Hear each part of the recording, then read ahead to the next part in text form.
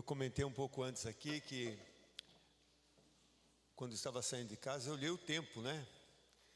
E o sol estava ali batendo, tempo aberto. Eu falei, hoje não vou precisar de blusa, mas vou levar a blusa por precaução, né? E aí o tempo mudou. Eu acho que você também faz isso, né? Quando você vai sair de casa, você olha o tempo. Ou quando você se troca, você se olha no espelho. Ou quando você vai sair com o carro, você olha os pneus. Nós estamos sempre olhando para alguma coisa ou para algum lugar. E hoje eu quero considerar com vocês sobre olhar para Cristo. Olhar para Cristo. E eu quero usar um texto, e eu vou sair do contexto do texto, para a gente trabalhar essa ideia de olhar para Cristo. O texto está lá em Hebreus, capítulo 12, versículos 1 e 2. O contexto do capítulo 12 é o capítulo 11, aquele que a gente fala, né, o contexto próximo, o contexto mais amplo. E o capítulo 11 fala da galeria da fé, aqueles que são homens e mulheres que viveram em fé e que são lembrados no capítulo 11 de Hebreus. E alguns não são lembrados pelo nome, mas são lembrados na ação de uma maneira em geral. E aí então chegamos ao capítulo 12, ele diz assim: portanto, também nós, visto que temos a rodear-nos tão grande nuvem de testemunhas, desembaraçando-nos de todo o peso e do pecado que tenazmente nos assedia, corramos com perseverança a carreira que nos está proposta, olhando firmemente para o autor e consumador da fé, Jesus, o qual, em troca da alegria que lhe estava proposta, suportou a cruz, não fazendo caso da ignomínia, e está assentado à destra do trono de Deus. Eu quero destacar aqui a parte que diz, olhando firmemente para o autor e consumador da fé, Jesus. Por isso, então, nós vamos considerar hoje, olhando para Cristo. E a pergunta é, para onde você está olhando? Para onde você está olhando?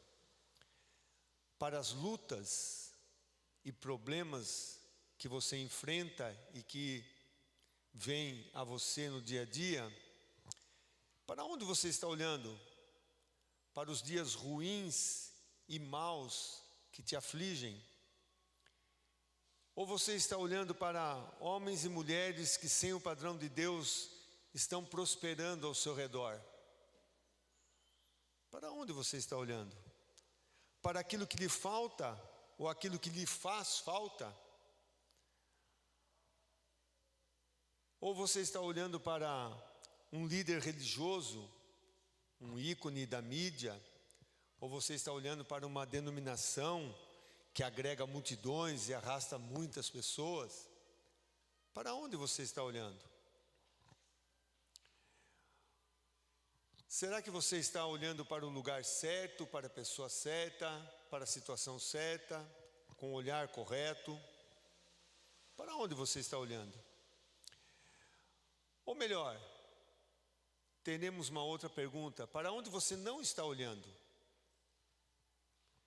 Isso porque algumas pessoas não querem nem olhar para aquilo que está acontecendo ao seu redor. Não quer olhar para o que está acontecendo no trabalho, na família, na igreja, e como um avestruz enfia a cabeça no buraco. E esse buraco pode ser o álcool, as séries de TV, jogos, internet, trabalho. Para onde você está olhando? Para onde você está olhando? Certa vez, um dos salmistas perguntou: elevo os olhos para os montes, de onde me virá o socorro? E ele mesmo respondeu: o meu socorro vem do Senhor que fez os céus e a terra. Salmo 121, 1 e 2. Esse salmista estava olhando para o Senhor, assim como Jesus, que constantemente elevava os seus olhos ao Pai. E é isso que nós vamos ver aqui. Para onde você está olhando? Jesus olhava para os céus. E nós olhamos para onde? Jesus olhava para o Pai. E nós olhamos para onde? Vamos ver alguns exemplos de Jesus olhando para o Pai. elevando os seus olhos para o Pai e esperando a ação de Deus na situação. A primeira situação aqui se encontra na primeira multiplicação de pães e peixes, e nós temos o texto em Mateus capítulo 14, versículos 13 a 21, também está em Marcos 6, Lucas 9 e João 6, e nós temos ali a multiplicação de pães e peixes, uma grande multidão, uma multidão que precisava ser saciada na sua fome, não que fosse uma fome intensa, mas passaram o dia ali, precisavam se alimentar, e essa multidão acompanhava Jesus, ouvia Jesus, estava ali naquele momento com fome. E os discípulos olharam para o problema. Qual é o problema? Uma multidão faminta e poucos recursos. Uma multidão faminta e poucos recursos. Pensaram em questões financeiras.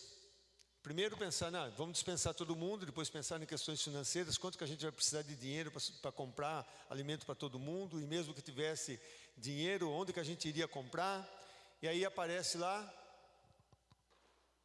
5 pães e 2 peixinhos. E aí eles olham para os 5 pães e 2 peixes e falam assim, mas o que é isso para tão grande multidão? Os discípulos estão olhando para o problema. Assim como nós muitas vezes estamos olhando para o problema. Isso aqui não vai dar para aguentar o mês inteiro. Olha lá e fala assim, isso aqui não dá. Eu não sei como é que eu vou administrar tudo isso aqui. As despesas da casa, despesas com o carro, despesas de manutenção em geral das coisas que temos, contribuição na igreja. Isso aqui não aguenta, eu não aguento esse mês todo. Estamos olhando para o problema, assim como os discípulos estavam olhando para o problema. O problema era, temos que alimentar uma grande multidão, não temos condições e o que temos é muito pouco. Os discípulos olhavam para os problemas, assim como cada um de nós muitas vezes tem olhado para os problemas. Mas para onde olhou Jesus? Jesus olhou para o Pai. Ele viu o que havia, viu ali os 5 pães e 2 peixes, deu graças e viu provisão onde os outros viam escassez. Sabe de onde vem a nossa provisão? Do Senhor. Eleva os meus olhos para os montes, de onde virá o meu socorro? O meu socorro vem do Senhor. O meu socorro vem do Senhor. Jesus sabia disso. Ele pegou os pães, os peixes, deu graças e mandou servir, e todos foram saciados. Nós muitas vezes estamos olhando para o nosso orçamento, ou para a nossa vida física, olhando para a nossa saúde, vendo que os recursos médicos acabaram, ou que os recursos financeiros estão escassos, e não olhamos para os céus. De vez em quando eu recebo o testemunho de um ou outro membro que fala do que estava acontecendo ou que está acontecendo na vida. E um irmão essa semana mandou para mim um testemunho. Ele falou assim, olha, eu tinha uma situação financeira a ser resolvida, precisava ser resolvida. Eu já tinha entregado ao Senhor, mas eu não tinha orado a respeito. E ele falou assim, levantei os meus olhos aos céus e orei. De onde virá o meu socorro? O meu socorro vem do Senhor que fez os céus e a terra. E no dia seguinte, recebi o comunicado de que aquela situação financeira estava resolvida, que o dinheiro estava sendo depositado na minha conta. Para onde você está olhando? Para onde nós estamos olhando? Para o problema? Ou estamos olhando para o Senhor? Aquele que age a favor daqueles que o temem, daqueles que andam com Ele, daqueles que estão como parte do corpo de Cristo, daqueles que fazem parte da família de Deus. Na multiplicação dos pães e peixes, discípulos olharam para o problema e Jesus olhou para a solução. Ele olhou para os céus e viu Deus Pai agindo. Precisamos também nós olharmos para o lugar certo. Às vezes a gente olha para o relógio e fala assim: o dia é curto. Eu não sei se você já orou assim, mas eu já orei assim: Deus, eu só tenho 10 minutos para chegar em tal lugar. Faz esse relógio andar devagar, por favor. Ele vai andar normal. Mas o trânsito parece que abre, as coisas acontecem de maneira que você consegue chegar. E às vezes a gente está olhando para o relógio e vai fazendo no automático, esquece de levar os olhos aos céus e pedir para que Deus esteja agindo a seu favor. Olhando para Cristo é o que nós devemos fazer. Hoje Ele está à destra de Deus Pai, agindo a nosso favor, intercedendo por nós. Precisamos olhar para Cristo, assim como Cristo olhou para o Pai. Nós estamos falando do contexto de Deus. Segunda consideração aqui, a cura de um surdo e gago. Está lá em Marcos, capítulo 7, versículos 31 a 35. Trouxeram a Jesus um problema, alguém com limitações físicas, surdo e gago. As pessoas olhavam para ele e viam uma pessoa surda, uma pessoa gaga, uma pessoa que tinha suas limitações, e trouxeram para Jesus. Jesus olhou para os céus, suspirou e agiu com compaixão.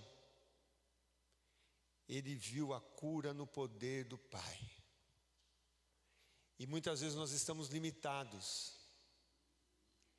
Quantos testemunhos já tivemos aqui de pessoas que falaram assim: eu fui ao médico, o médico disse, não é possível essa situação reverter-se. E Deus reverteu. A medicina é limitada.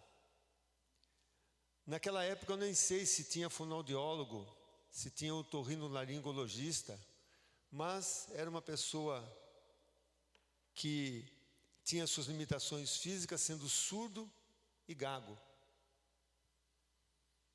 Quem curou? O Senhor. Para onde Jesus olhou?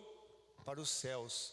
Suspirou e agiu com compaixão a favor daquela pessoa. Dá uma olhada lá no texto para você ver. Marcos 7, 31 a 35.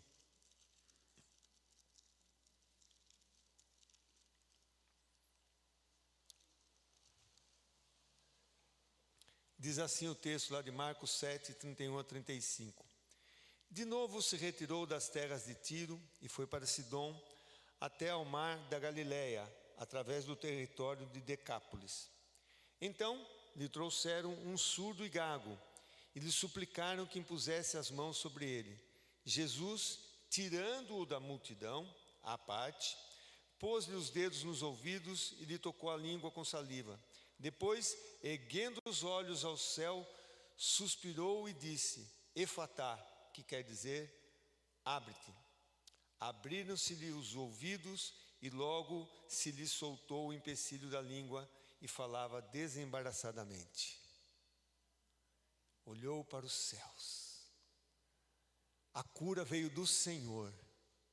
A medicina pode ajudar? Que bom que a medicina pode ajudar. Os remédios podem ajudar? Que bom que os remédios podem ajudar. Os chás caseiros podem ajudar? Pode ajudar, que bom que pode ajudar. Mas nós precisamos confiar que a cura vem do Senhor. Aqui a cura veio do Senhor. Jesus olhou para o alto, suspirou e disse Efatá. E aí houve a ação de Deus. Muitas vezes nós precisamos disso. Senhor, o diagnóstico é ruim, mas eu confio no Senhor, no médico dos médicos, naquele que tem o poder para curar e agir no impossível. Hoje mesmo, se eu fosse abrir espaço para testemunho de curas aqui e de ações do Senhor, eu teria uma fila de pessoas aqui para falar.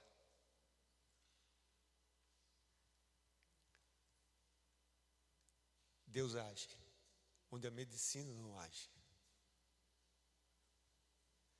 Deus age. Basta olhar para o Senhor, ir ao encontro do Senhor e recorrer ao Senhor. É isso que nós precisamos. E a pergunta para mim e para você é: para onde eu estou olhando? Para onde você está olhando? Não é impossíveis para o Senhor. Não é impossíveis. Aqui a medicina não tinha condições de agir. Quem agiu? O Senhor. Louvado seja Deus. Uma outra situação em que Jesus agiu: a mulher apanhada em adultério, lá em João capítulo 8, versículo 1 a 11. E se você se lembra do texto, trouxeram para Jesus uma mulher que dizem ter sido pega em flagrante adultério, só que não trouxeram homem, só mulher. Então tem lá todo um contexto, que nós não vamos entrar nos detalhes. Mas o que nós temos lá é que os religiosos olharam para o pecado, olharam para a pecadora e exigiram condenação.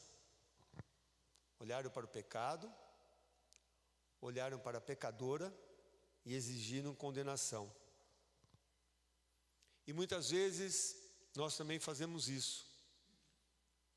Olhamos para o irmão que pecou e para o pecado, exigimos condenação.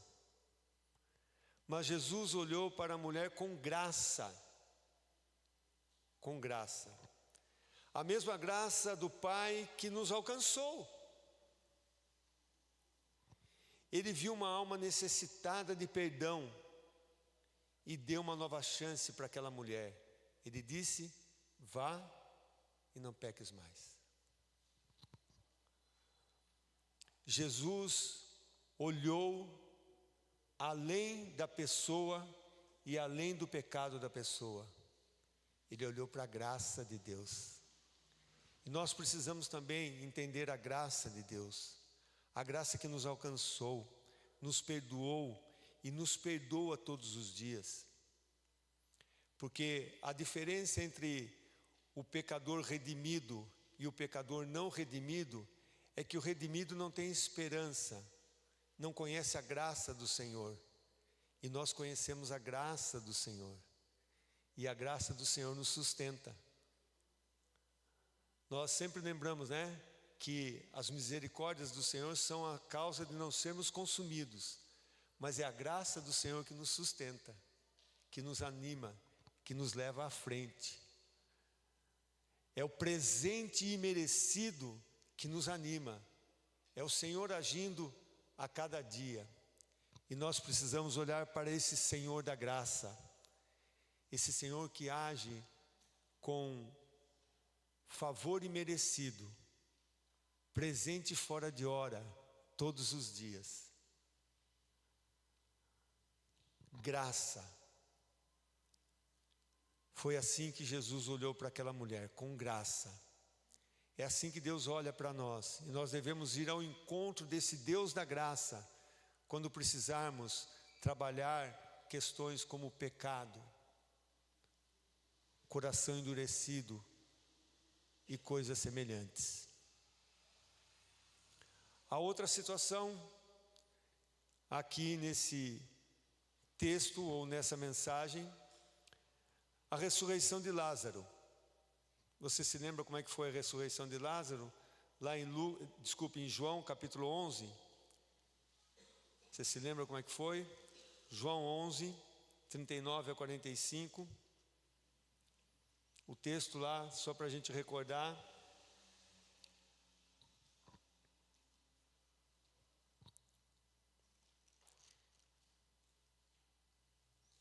Lázaro está morto, sepultado, está enfaixado e está no túmulo. As irmãs chorando, chega Jesus, fala a respeito da glória de Deus, fala que a glória de Deus há de se manifestar. E aí, nos versículos 39 a 45, nós lemos o seguinte: então ordenou Jesus: tirai a pedra. Disse-lhe Marta, irmã do morto: Senhor, já cheira mal, porque já é de 4 dias. Respondeu-lhe Jesus: não te disse eu que se creres verás a glória de Deus? Tiraram então a pedra. Jesus, levantando os olhos para o céu, disse: Pai, graças te dou porque me ouves. Aliás, eu sabia que sempre me ouves, mas assim falei por causa da multidão presente, para que creiam que tu me enviaste. E tendo dito isto, clamou em alta voz: Lázaro, vem para fora. Saiu aquele que estivera morto, tendo os pés e as mãos ligados com ataduras e o rosto envolto em lenço. Então lhes ordenou Jesus: desatai-o e deixai-o ir. Muitos, pois, dentre os judeus que tinham vindo visitar Maria, vendo o que fizera Jesus, creram nele. Muitos creram a partir da ressurreição de Lázaro. As pessoas, em princípio, olhavam para a morte e olharam para a morte conformados com a perda. Já está de 3 dias enterrado. O que há de se fazer? Nada, somente lamentar, chorar. Mas Jesus olhava para a glória do Pai. A glória do Pai há de se manifestar.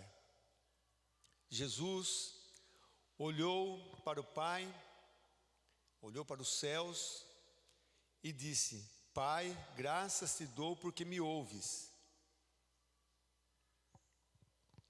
Jesus viu vida onde os outros viram o fim. 3 dias já. Jesus viu vida que vem do Pai e agradeceu. Você tem agradecido pela vida que você tem? Você agradece todos os dias pela vida que você tem? Ou você está desanimado ao ponto de dizer: Senhor, cansei, pode me levar? Jesus levantou um morto de 3 dias, olhando para os céus, agradecendo o Pai pela ação do Pai a favor daquele morto, para que a glória de Deus se manifestasse. A glória de Deus quer se manifestar a cada dia para mim e para você. O que você e eu precisamos é olhar para os céus e agradecer. Graças te dou, ó Pai. Graças te dou. Eu preciso olhar para aquele que é o autor da vida e que vai cessar a minha vida no dia em que Ele bem entender. Então eu não tenho o direito de pedir que Ele cesse a minha vida. Eu tenho, sim, o dever de pedir mais graça para andar na sua presença.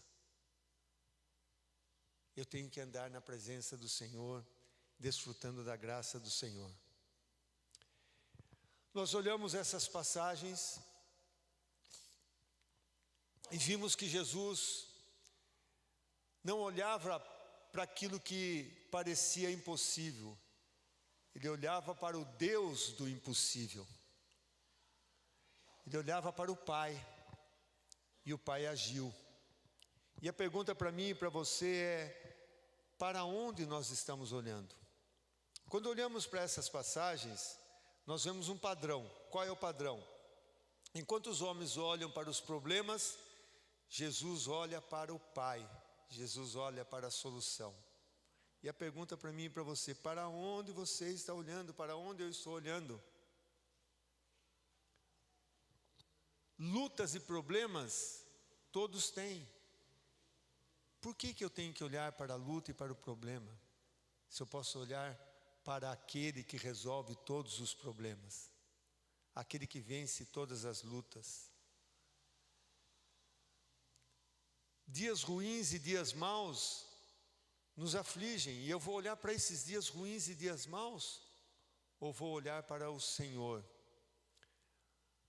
Me fugiu o texto aqui agora, mas o texto diz: se te mostra fraco no dia da angústia, é que a tua fé é pequena. Devemos olhar para o Senhor.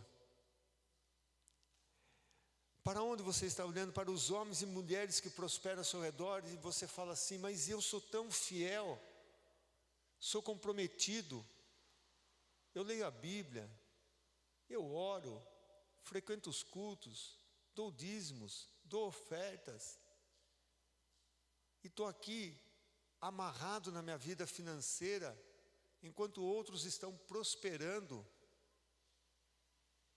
Você está olhando para o lugar errado. Tem que olhar para o Senhor da provisão, o Senhor que é dono do ouro e da prata. Não que Ele tenha obrigação de dar bênçãos materiais a nós, mas Ele tem a responsabilidade como Pai, e é isso que Ele faz, de suprir cada uma das nossas necessidades. E quando nós nos alegramos com aquilo que o Senhor faz, olhando para o Senhor provedor, o Senhor restaurador, o Senhor regenerador, o Senhor santificador, o Senhor que nos sustenta, nós somos animados a prosseguir, porque nós sabemos que um dia estaremos na glória com o Senhor.